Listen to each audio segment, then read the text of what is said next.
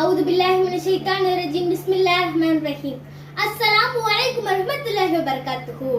கண்ணியத்திற்குரிய அல்லாஹ்வின் நல்லடியார்களே, அல்லாஹ் ரப்புல் ஆலமீன் எப்படி அவனுடைய அருளால் அவனுடைய நாட்டத்தால் அல்லாஹ் இந்த சபையில் என்னையும் உங்களையும் ஒன்று சேர்த்தானோ, அதுபோல் அல்லாஹ் ரப்புல் ஆலமீன் நம்மை ஜன்னத்துல் ஃபிர்தௌஸ் என்னும் உயர்ந்த சொர்க்கத்தின், அதுவும் குறிப்பாக முஹம்மது நபி ஸல்லல்லாஹு அலைஹி வஸல்லம் அவர்களோடும் அவர்களுடைய தோழர்களோடும் அல்லாஹ் என்னையும் உங்களையும் உலக முஸ்லிம்களையும் ஒன்று சேர்ப்பானாக.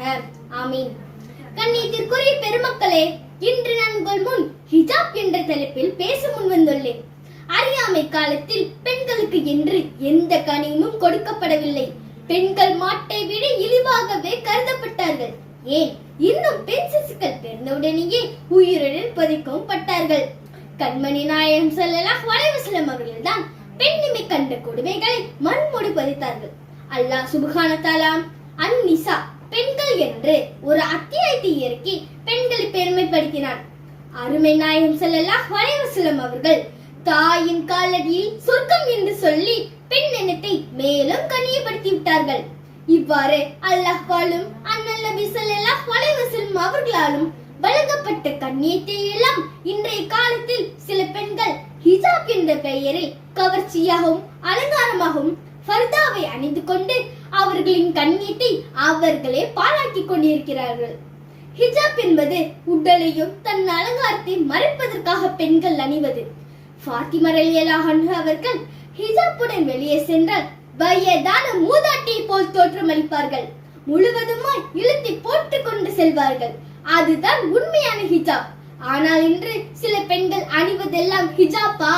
எத்தனை மினுமினுப்பு, எத்தனை அலங்காரம்! பட்டாடையே தோற்றுவிடும் அந்த ஹிஜாப்பிடம் இன்னும் அவர்களது உடல் அங்கங்கள் தெளிவாக தெரியும் அளவுக்கு உடலோடு ஒட்டி கொண்டு இறுக்கமாக அணிகிறார்கள்.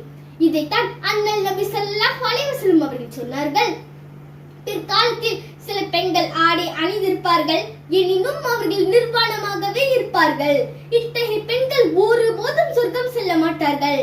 இன்னும் அவர்கள் சொர்க்கத்தின் வாடை கூட நுகர மாட்டார்கள். சுப்ஹானல்லாஹ். அல்லாஹ் நம் அனைவரும் இதிலிருந்து பாதுகாப்பானாக. இவ்வாறான ஹிஜாப்புகள் உடலின் அழகை மறைப்பதை விட்டுவிட்டு இன்னும் அந்நிய ஆடை இருப்பதாக இருக்கிறது.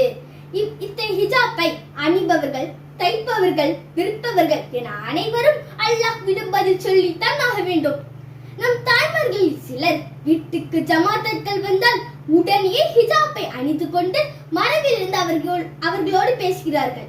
ஆனால் பால்காரரோ, சிலிண்டர் போடுபவரோ, காய்கறி விற்பவரோ வந்தால் ஹிஜாப் இன்றி சர்வ சாதாரணமாக பேசுகிறார்கள். ஏன், அவர்கள் எல்லாம் ஆண்கள் இல்லையா? அந்நியர்கள் இல்லையா?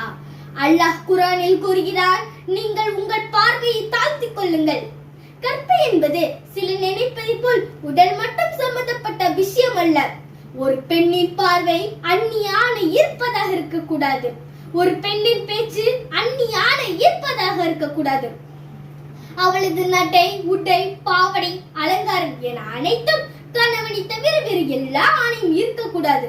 இதுதான் அல்லாஹ் குர்ஆனில் கூறும் கற்பை பெண்வது. அல்லாஹ் சுப்ஹானஹு தஆலா நம்மையும் நம் சந்ததிகளையும் அவன் காட்டிய வழியில் வாழச் செய்து நல்லோர்களின் கூட்டத்தில் சேர்த்து அருள் புரிவானாக. ஆமீன் ஆமீன் யா ரப்பல் ஆலமீன். அஸ்ஸலாமு அலைக்கும் வரஹ்மத்துல்லாஹி வபரகாத்துஹு.